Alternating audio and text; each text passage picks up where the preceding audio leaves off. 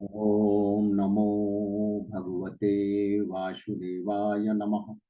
ओम नमो भगवते वासुदेवाय नमः। ओम नमो भगवते वासुदेवाय नमः। देवी एवं सज्जनों, गोस्वामी तुलसीदास जी महाराज द्वारा विरचित श्री रामचरितमानस के बाल कांड में निहित कतिपय प्रसंग आपके समक्ष प्रस्तुत करने हेतु उपस्थित हूँ।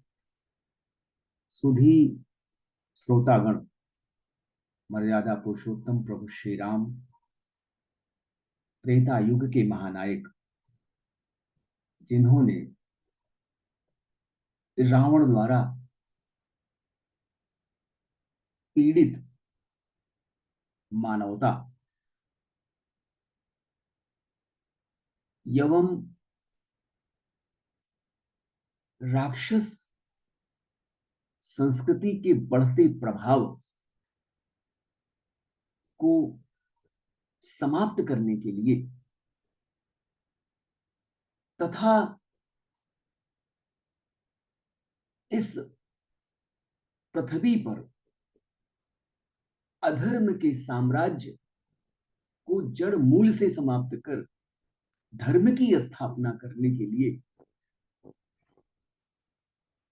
अवध नरेश महाराज दशरथ नंदन के रूप में अवतार धारण करते हैं। मर्यादा पुरुषोत्तम प्रभु श्री राम के द्वारा की गई लीलाओं का गान गोस्वामी जी ने प्रस्तुत करके न केवल धर्म, सनातन धर्म के विभिन्न आयामों को इंगित किया है, अपितु अनेक व्यवहारिक प्रसंगों का समावेश करके मानस की उपादेयता में चार चांद लगा दिया है। मर्यादा पुरुषोत्तम प्रभु श्री राम अपने अनुज लक्ष्मण सहित जनकपुरी में सीता के स्वयंवर में भाग लेने हेतु पधारे हैं।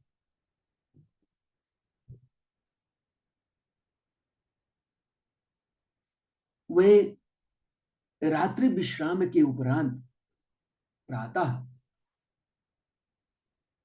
अपने धर्म का पालन करते हुए गुरु से पहले उठकर अपने नित्य कर्म से निवृत्त हो जाते। सकल सोच करी जाई नहाए, नित्य निबाही मुनि सिर नाए। समय जानी गुर आय सुपाई, लेन प्रसून चले दो भाई। सभी शौच क्रिया करने के उपरांत वे स्नान करके संध्या, अग्निहोत्र इत्यादि नित्य कर्म को समाप्त करके अपने गुरु सदृश मुनिवर विश्वामित्र जी को मस्तक नवाया। पूजा का समय जानकर गुरु की आज्ञा अनुसार दोनों भाई फूल लेने के लिए पुष्प वाटिका की ओर चल पड़े। भूप बागुबर देखियो जाई, जहां बसंत ऋतु रही लो भाई। लागे बिटप मनोहर नाना, बरन बरन बर बेली बिताना। उन्होंने जाकर महाराज जनक का अत्यंत सुंदर मनमोहक बाग देखा, जहां वसंत ऋतु लुभा कर रह गई है। मन को लुभाने वाले अनेक वृक्ष लगे हुए हैं। रंग बिरंगी उत्तम लताओं के मंडप छाए हुए हैं। नव पल्लव फल सुमन सुहाए, निज संपत्ति सुर रूख लजाए। चातक कोकिल कीर चकोरा, कूजत बिहग नटत कल मोरा। नए पत्तों, फलों और फूलों से युक्त सुंदर वृक्ष अपनी संपत्ति से मानो कल्प वृक्ष को भी लज्जित कर रहे हैं। पपीहे, कोयल, तोते, चकोर इत्यादि पक्षी मीठी बोली बोल रहे हैं और मोर सुंदर नृत्य कर रहे हैं। मध्य बाग सरु सोह सुहावा, मनि सोपान विचित्र बनावा। विमल सलिलु सरसिज बहुरंगा, जल खग कूजत गुंजत भृंगा। बाग के बीचों बीच सुहावना सुंदर सरोवर सुशोभित है, जिसमें मड़ियों की सीढ़ियां विचित्र ढंग से बनी हुई हैं। उनका जल निर्मल है, जिनमें अनेक रंगों के फल फूल के अतिरिक्त उस सरोवर में विभिन्न प्रकार के कमल खिले हुए हैं। जल के पक्षी कलरव कर रहे हैं और भ्रमर गुंजार कर रहे हैं। बाग तड़ागु बिलो की प्रभु, हर से बंधु समेत।